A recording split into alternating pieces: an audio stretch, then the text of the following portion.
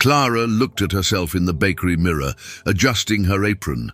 The dark circles under her eyes revealed sleepless nights, and her mouth was already preparing to let out another complaint about the cold that insisted on slipping through the glass door. In recent months, her life seemed reduced to a sequence of laments.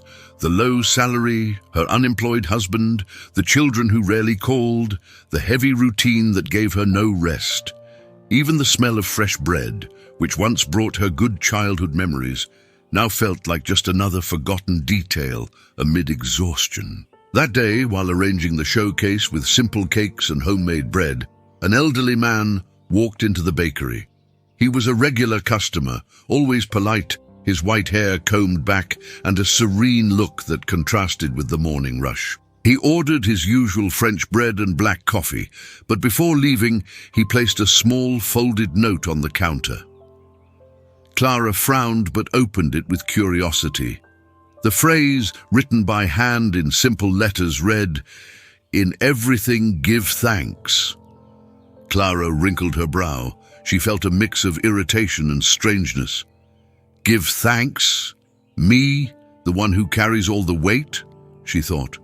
Still, that Bible verse kept echoing in her mind throughout the shift.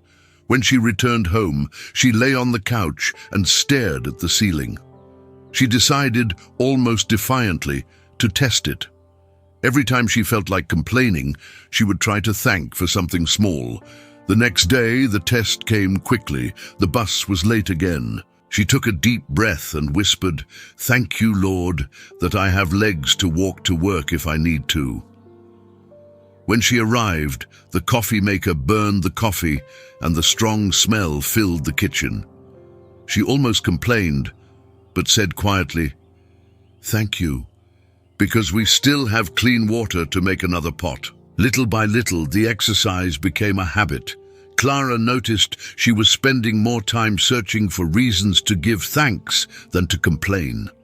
At the bakery, customers noticed the change. Her smile returned, and even conversations became lighter. A co-worker commented, "You look different, Clara. You even seem younger." She smiled shyly, but in her heart, she knew the transformation was born from gratitude. At home, the atmosphere also began to shift. Her husband, who constantly felt pressured by criticism, found space to talk again. One quiet night, he said, "You've been calmer lately. That gives me hope." When her children called, they heard fewer complaints and more caring questions. Clara hadn't realized how much complaining had built a wall around her life, but it wasn't always easy. Clara discovered that the habit of complaining was like a shadow, always ready to return. On a day of heavy rain, when the bakery nearly flooded, she caught herself grumbling aloud, "Why always me?"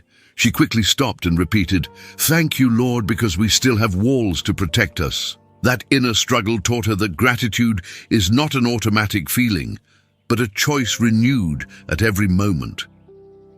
Over time, Clara understood that the problems were still there. Her salary hadn't increased, her husband was still looking for work, and her children remained busy. But something essential had changed inside her. She discovered that gratitude doesn't erase difficulties, but it shines light on them, showing that there is always a reason to stay standing. Today, as she finishes her shift at the bakery, Clara keeps the small note in her wallet. Every time she looks at it, she repeats to herself, "In everything, give thanks." Life hasn't become perfect, but her heart has found a new way of seeing. And that change, silent and deep, opened the doors for hope to live in her home again. Because true faith is not waiting for life to be easy to give thanks, but choosing to give thanks even when it is hard. Final lesson: gratitude doesn't change the facts, but it transforms the heart that faces them. When you trade complaints for gratitude, you discover that God was by your side all along.